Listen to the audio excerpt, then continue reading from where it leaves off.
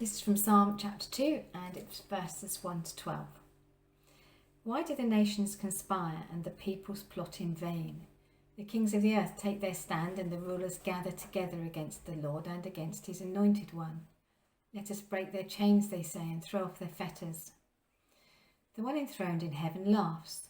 The Lord scoffs at them. Then he rebukes them in his anger and terrifies them in his wrath, saying, I have installed my king on Zion, my holy hill. I will proclaim the decree of the Lord. He said to me, You are my son.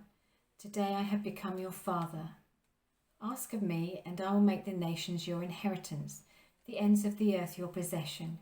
You will rule them with an iron scepter. You will dash them to pieces like pottery. Therefore, you kings, be wise. Be warned, you rulers of the earth. Serve the Lord with fear and rejoice with trembling. Kiss the Son, lest he be angry and you be destroyed in your way, for his wrath can flare up in a moment. Blessed are all who take refuge in him.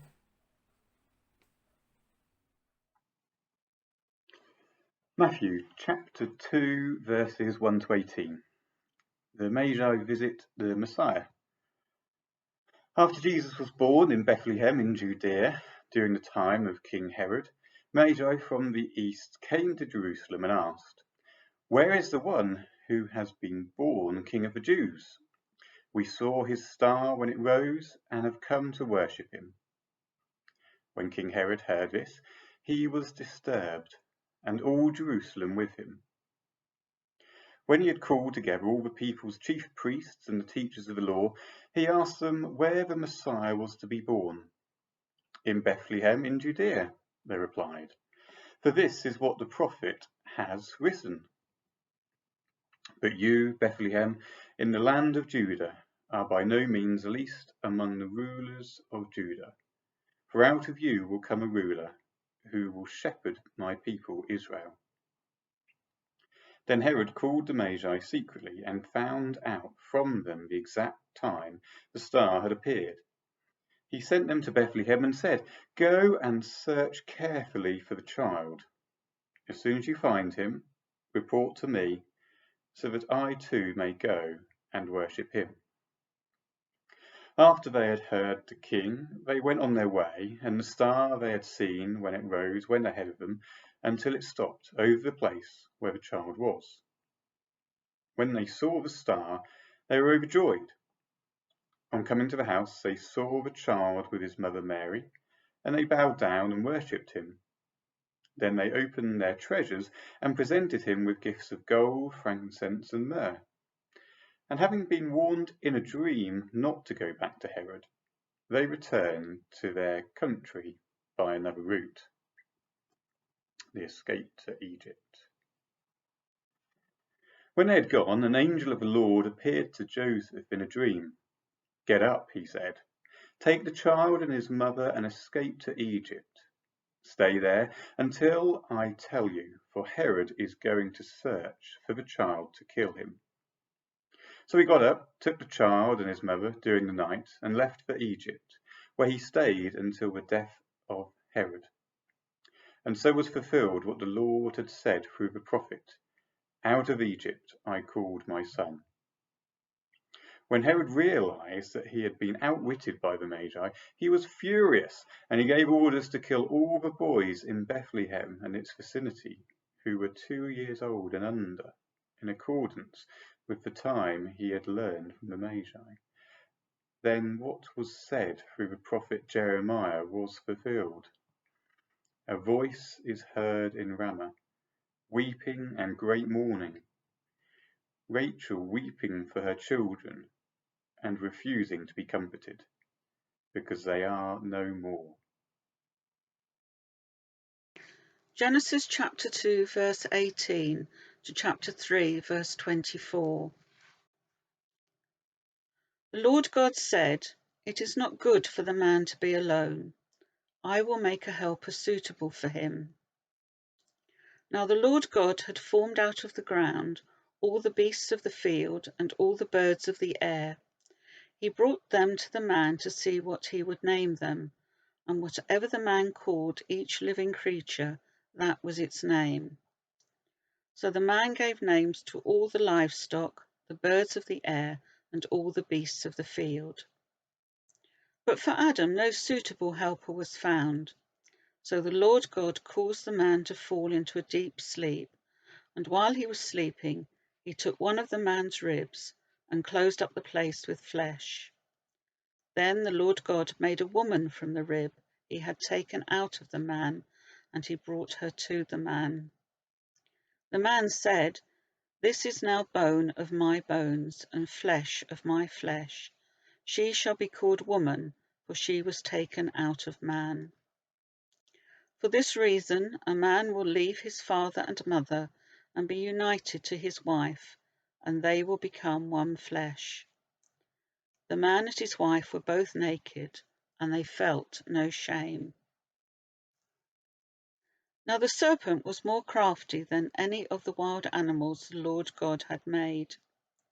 He said to the woman, "Did God really say you must not eat from any tree in the garden?" The woman said to the serpent, "We may eat fruit from the trees in the garden, but God did say, you must not eat fruit from the tree that is in the middle of the garden, and you must not touch it, or you will die." "You will not surely die," the serpent said to the woman, "for God knows that when you eat of it, your eyes will be opened, and you will be like God, knowing good and evil." When the woman saw that the fruit of the tree was good for food and pleasing to the eye, and also desirable for gaining wisdom, she took some and ate it. She also gave some to her husband, who was with her, and he ate it. Then the eyes of both of them were opened, and they realized that they were naked. So they sewed fig leaves together and made coverings for themselves. Then the man and his wife heard the sound of the Lord God as he was walking in the garden in the cool of the day. And they hid from the Lord God among the trees of the garden. For the Lord God called to the man, "Where are you?" He answered, "I heard you in the garden, and I was afraid, because I was naked, so I hid." And he said, "Who told you that you were naked? Have you eaten from the tree which I commanded you not to eat?" The man said, "The woman you put here with me, she gave me some fruit from the tree, and I ate it." Then the Lord God said to the woman, "What is this you have done?" The woman said, "The serpent deceived me, and I ate." So the Lord God said to the serpent, "Because you have done this, cursed are you above all the livestock and all the wild animals. You will crawl on your belly, and you will eat dust all the days of your life. And I will put enmity between you and the woman, and between your offspring and hers. He will crush your head, and you will strike his heel." To the woman he said, "I will greatly increase your pains in childbearing. With pain you will give birth to children. Your desire will be for your husband, and he will rule over you." To Adam he said, "Because you listened to your wife and ate from the tree about which I commanded you, that you must not eat of it, cursed is the ground because of you. Through painful toil you will eat of it all the days of your life. It will produce thorns and thistles for you, and you will eat the plants of the field. By the sweat of your brow you will eat your food until you return to the ground, since from it you were taken. For dust you are, and to dust you will return." Adam named his wife Eve, because she would become the mother of all the living. The Lord God made garments of skin for Adam and his wife, and clothed them. And the Lord God said, "The man has now become like one of us, knowing good and evil. He must not be allowed to reach out his hand and take also from the tree of life and eat and live forever." So the Lord God banished him from the Garden of Eden to work the ground from which he had been taken. After he drove the man out, he placed on the east side of the Garden of Eden cherubim and a flaming sword flashing back and forth to guard the way to the tree of life. Genesis 4 verses 1 to 16. Adam made love to his wife Eve, and she became pregnant and gave birth to Cain. She said, "With the help of the Lord I have brought forth a man." Later she gave birth to his brother Abel. Now Abel kept flocks, and Cain worked the soil. In the course of time, Cain brought some of the fruits of the soil as an offering to the Lord, and Abel also brought an offering, fat portions, from some of the firstborn of his flock. The Lord looked with favour on Abel and his offering, but Cain and his offering he did not look with favour. So Cain was very angry, and his face was downcast. Then the Lord said to Cain, "Why are you angry? Why is your face downcast? If you do what is right, will you not be accepted? But if you do not do what is right, sin is crouching at your door. It desires to have you, but you must rule over it." Now Cain said to his brother Abel, "Let's go out to the field." While they were in the field, Cain attacked his brother Abel and killed him. Then the Lord said to Cain, "Where is your brother Abel?" "I don't know," he replied. "Am I my brother's keeper?" The Lord said, "What have you done? Listen, your brother's blood cries out to me from the ground. Now you are under a curse and driven from the ground, which opened its mouth to receive your brother's blood from your hand. When you work the ground, it will no longer yield its crops to you. You will be a restless wanderer on the earth." Cain said to the Lord, "My punishment is more than I can bear. Today you are driving me from the land, and I will be hidden from your presence. I will be a restless wanderer on the earth, and whoever finds me will kill me."